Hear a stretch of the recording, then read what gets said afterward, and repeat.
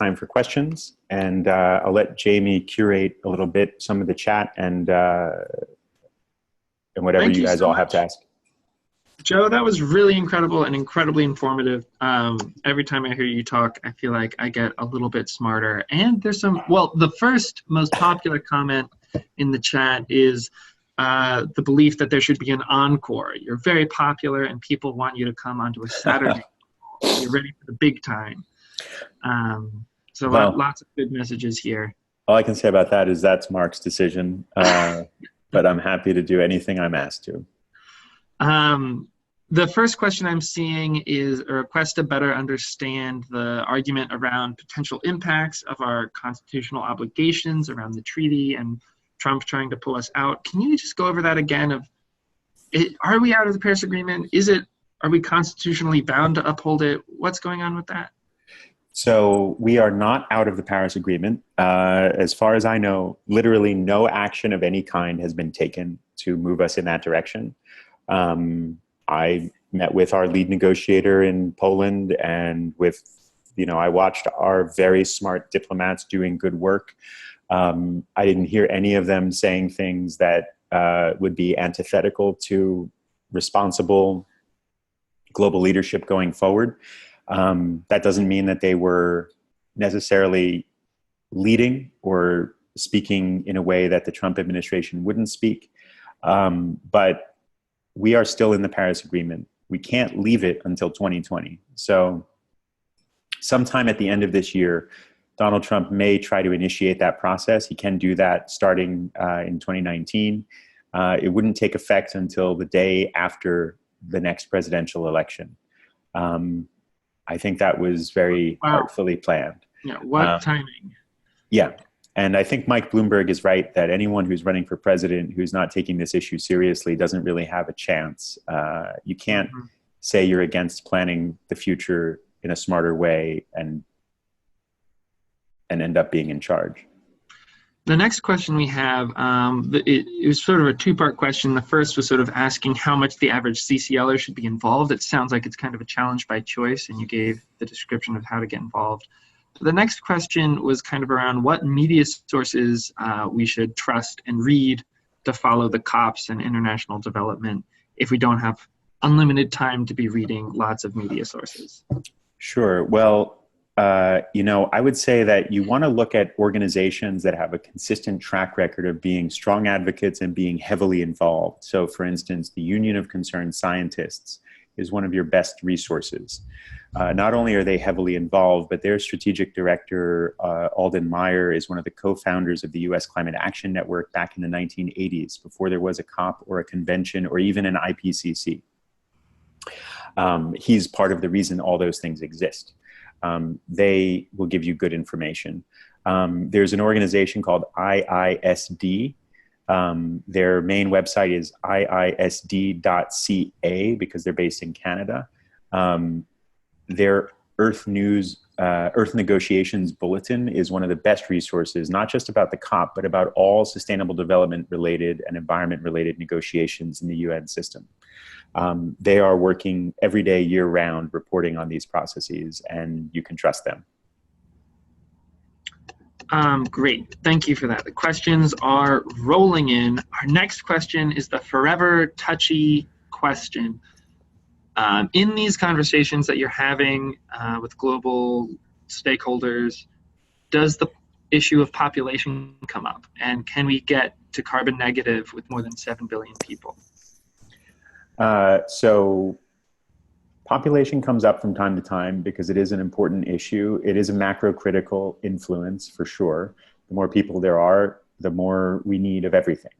But the idea that we cannot get to carbon neutral because there are too many people, while I definitely respect people who have that concern, from another perspective, it's a little bit nonsensical when you think about the fact that getting to carbon neutral means we've gotten to carbon neutral. And however many people get there, if we all get there, we're there.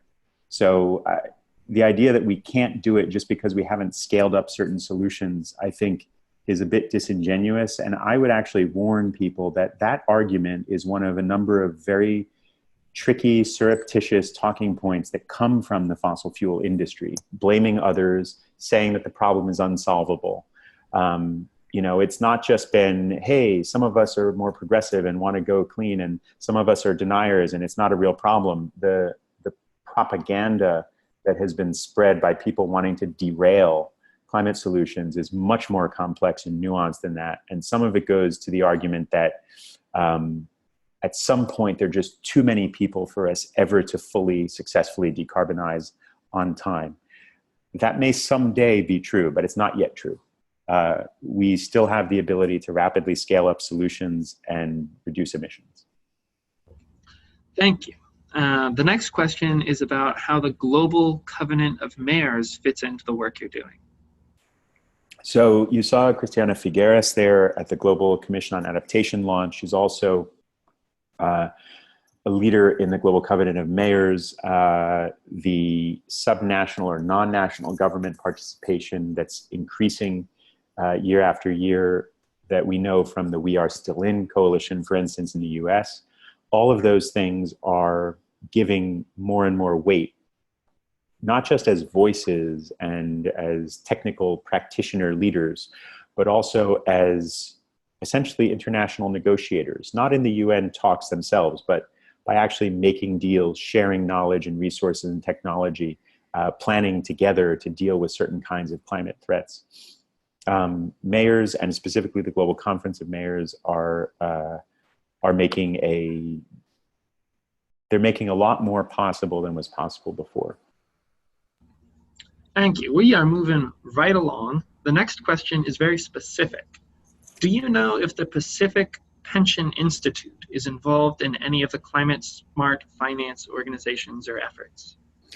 I don't know the answer to that specific question, but I do know that pension funds in general have been leaders in calling for more climate-aligned finance. Pension funds tend to have longer time horizons for their investment payoff. They're very concerned, as are reinsurance companies, with long-term solvency.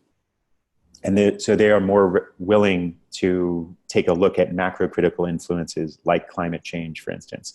Pension funds have been looking for ways to decarbonize their portfolios, not just because it's good for the planet for them to do that, or because eventually it'll be a bad bet to have those things, but because actually we're starting to see that climate smart investments are paying better returns in a more reliable way. So if you're a more conservative investor, as a pension fund is, you want to start going in that direction, buying certain kinds of bonds, stabilizing your investments. So whether the Pacific Pension Institute is, I don't know, but it is definitely an area where a lot of activity is happening, and I would not be surprised if they are involved somehow.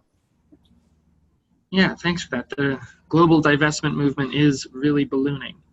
And I know I'm not going to say this right, but could you go over again what a Talanoa dialogue event really is and what it would look like to set one up, and whether it'd be a good idea to feature a representative? Sure. So I think it would be a good idea to have public officials there. I think you want to always, feel people out and feel what is it that they're interested in, how can they benefit from what you're asking them to do, not just how you can benefit from it. But the Talanoa Dialogue event is basically a conversation. You bring a group of people together, you ask people to talk about their values. Why does this issue matter to them? What kind of world do they want to have? Our toolkit for running these kind of meetings gets a little bit more detailed and specific. We recommend starting from that more open question of values or personal inspiration. We ask people to try to align around some common areas of interest. And then we ask people to work on a 20-year visioning process where you say, 20 years from now, this is what we hope the world will look like. And you then work backwards and you say, okay, if we're going to be there in 20 years, where do we want to be in 15, 10, 5, 2, et cetera? And we recommend a way of creating a kind of summary distillation of ideas. It's not good to have a litany of ideas or everybody's favorite thing come out of that meeting. It's much better to have some kind of shared vision that comes out of these meetings, and that's short. You can link to other information if you want to, but shorter is much more likely to be read, especially by people who are busy running from meeting to meeting in global negotiations. And if you produce that kind of outcome, we can actually work on bringing some of those ideas into these international arenas. That is very helpful. We have one or two more questions in the chat, but I wanted to give, before the end of the hour, an opportunity for people to unmute themselves and ask a question. Maybe if you're on the phone, you can press *6, or if you're on the Zoom, you can tap the little microphone button or icon in the bottom left of your screen and ask a question. Well, let me just take a look. I've got some of the questions here. I want to answer a couple of them. One is, I didn't really answer your question, Jamie, but someone reminded us here about, do we have a treaty obligation? This is tricky because if you talk to people on Capitol Hill or in the White House, they kind of like to, as all of us do, be as sovereign as possible in their own right. But the fact is, the 1992 Convention is a ratified treaty. Article 6 of the Constitution makes it constitutional law. It mandates that we end climate change, basically, that we avoid dangerous climate change. We are not succeeding. If you see what happened, in the Caribbean and the Gulf and in California in the last couple of years, but or in Glacier National Park or Alaska or in pretty much any country in the world, we do actually have a legal obligation to succeed according to our commitments. So what does that mean? Does that mean that any challenge that the federal government has not done enough will succeed in federal court? It doesn't guarantee that. It does mean that the Supreme Court should do as it did in 2007, 2009, and 2014, when it ruled that we do have an obligation to mitigate climate-forcing emissions and prevent dangerous climate change. The 2014 ruling, by the way, was written by Antonin Scalia. Scalia agreed that we have to do that. And when you take the majority opinion and the dissenting opinion in the 2014 ruling together, where they differed over 3% of total emissions coming under the Clean Air Act, you actually have all 9 justices agreeing that the United States is legally obligated to reduce carbon emissions. The exact reasoning behind that may not go to the constitutional requirement that we enforce the 92 Convention, but since that aligns with other areas of law and under our Constitution, it is a higher law, I would say that's always going to be an argument that people should use in court. It's always going to be an argument people should use in the public arena. That is incredible stuff. I want to respect everyone's time and get us off at the hour. Joe, would you mind going to the next slide so we could do a few housekeeping? And if you have more questions, please email Joe. Joe, do you want to share your email in the chat for everyone? Sure. I think it's actually on the next slide. Great. Perfect. It's also just jr@citizensclimate. And I think if you just intuitively use joe@Citizens Climate, it gets there too. Great. And if you want to find this CCU and other recent trainings, you can go to CCL Community, and then you can see on the screenshot, click Recent Training. If you want to save the chat, then you open your chat, and in the kind of bottom right above the text box, where it says More, you click on that, and scroll down to save chat. Joe, can you go to the next slide? Yeah, that's a save chat. And let me just share these pieces in the, I'll just share this in the chat really quick. Just so it's easier, you don't have to type in a URL, which is always difficult. Here it comes. There's a request for Joe to stay on past 9. don't think that we will be able to keep going past 9, unfortunately, but I know Joe is happy to talk to anyone, anytime. I can make that commitment for him. Yes, please do email me, and we'll be in touch. So I can follow up on any of your questions. I do want to say, because someone asked who is a good person to send to the negotiations. We love CCL volunteers. It doesn't matter what category someone fits into. They have to be someone who is, passionate about this work, able to think on their feet, ready to deal with complexity, and a CCL style team player, and they'd probably be a great addition. Feel free to follow up anytime.